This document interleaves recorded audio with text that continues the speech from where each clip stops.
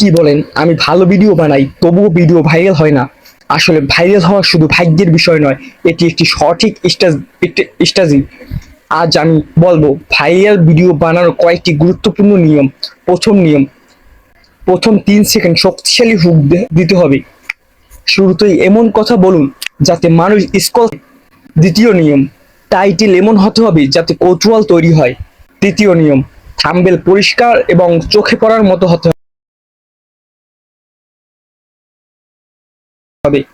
চতুর্থ নিয়ম, ভিডিও ছোট ও দ্রুত তথ্যবহুল করতে হবে।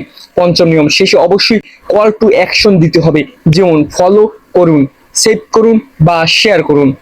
ভাইরাল ভিডিও বানানো একটি দক্ষতা, এটি শিখে করা যায়। চেষ্টা চালিয়ে যান, ফল অবশ্যই আসবে।